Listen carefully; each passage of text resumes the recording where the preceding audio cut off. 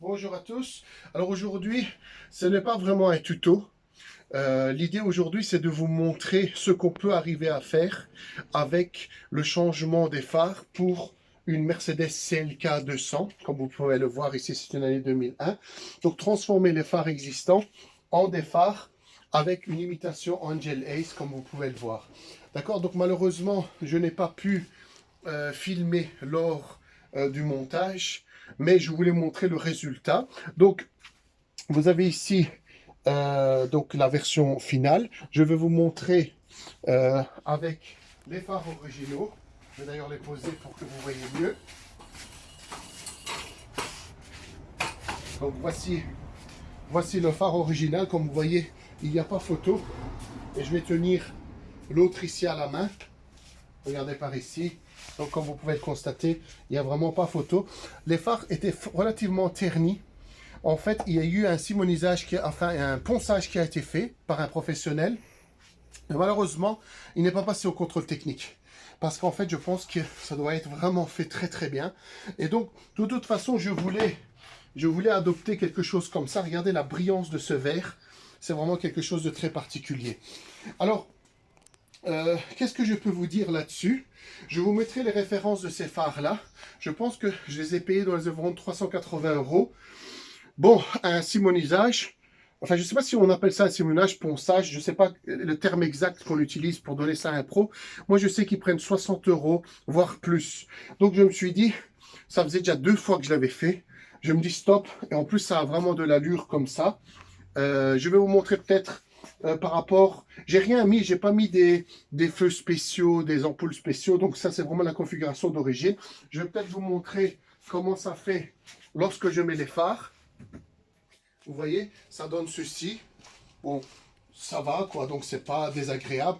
On a ensuite les signaux. Je ne sais pas si on va pouvoir sans contact. Non, je vais démarrer la voiture. Voilà les phares. Donc comme ça, vous voyez les phares. Et donc, vous voyez, on a une belle petite lumière comme ça qui donne. Et de l'autre côté aussi. Voilà, donc, vraiment, je trouve que c'est relativement esthétique dans la voiture. Bien sûr, on peut changer ces petites ampoules avec du blanc. Vous voyez, on pourrait mettre des LED. Hein. Ici, les phares sont allumés. Ça, c'est les longs phares. On pourrait faire des petits changements pour arriver à ressembler à l'anneau qui est blanc. Mais voilà, donc, alors pour faire ça, il faut savoir que je vais couper le moteur pour qu'on m'entende mieux. Alors, je vais quand même donner quelques petits détails. Pour faire ça, il faut faire tomber le pare-choc. D'accord? Alors ça, je vous laisse regarder. Donc des tutos, il existe très certainement des tutos sur internet que vous verrez. Il y a pas mal de vis en bas dans cette partie-là lorsque vous ouvrez le capot. Donc faites tomber le pare-choc et vous avez affaire directement accès aux lentilles. Alors une chose que j'aimerais vous montrer aussi.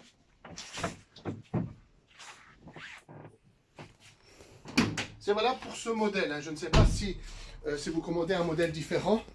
Comme ça, vous voyez un petit peu l'arrière du phare. Peut-être par ici, là-bas, on n'a pas une belle vue. Alors, en fait, je vais prendre le GSM et je vais essayer de vous montrer ça. Alors, est-ce que je peux activer le flash? Oui. Voilà. Donc, est-ce que vous voyez ici, à gauche? Voilà. Donc, en fait, il y en a une là. Je me demande s'il n'y en a pas une autre quelque part d'autre. Je pense que oui. Mais j'ai oublié, en fait, ça fait un petit temps que je l'ai fait. Donc ça, c'est la vis de réglage, en fait, de la hauteur et de la, comment je vais dire, de l'inclinaison des phares et gauche-droite. Enfin, vous voyez ce qu'on fait faire régler lorsque on part à un centre pour le réglage des phares. Voilà, je redonne le téléphone. Donc, vous avez vu cette partie-là. Il faut savoir que elle est manuelle, ce modèle est manuel. Alors moi, personnellement, ça ne me dérange pas du tout.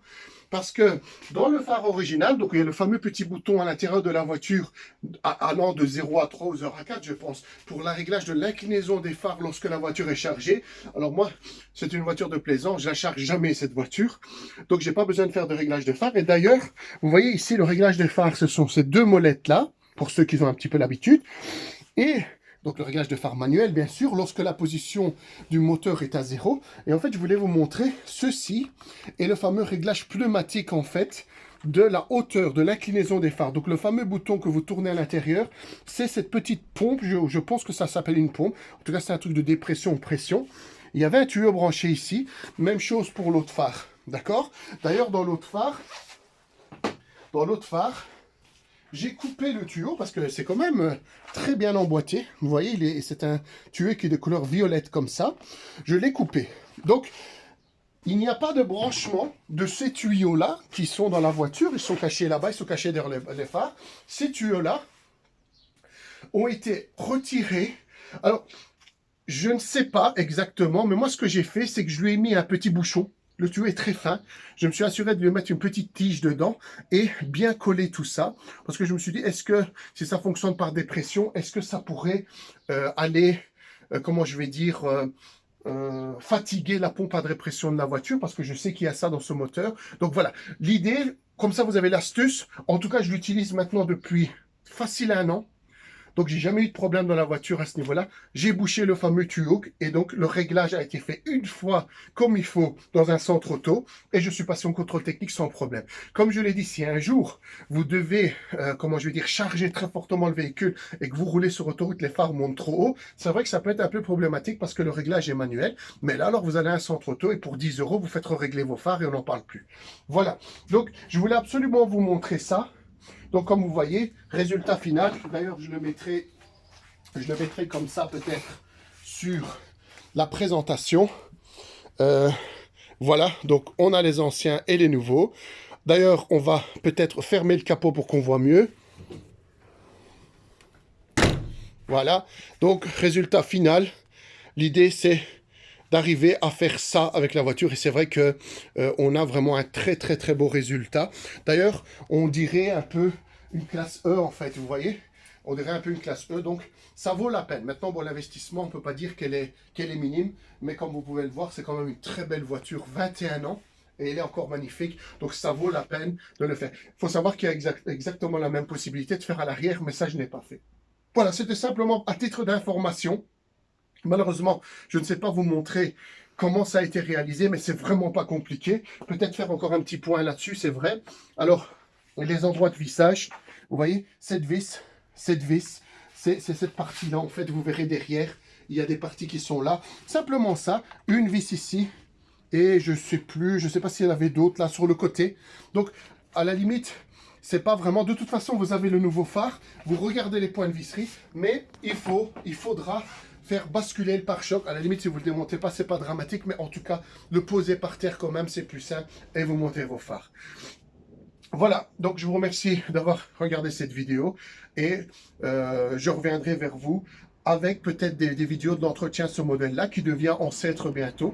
Donc ça vaut peut-être la peine que je commence à mettre des petits dépannages sur cette voiture, et que les gens puissent le faire eux-mêmes, leur entretien, etc., le changement de divers accessoires.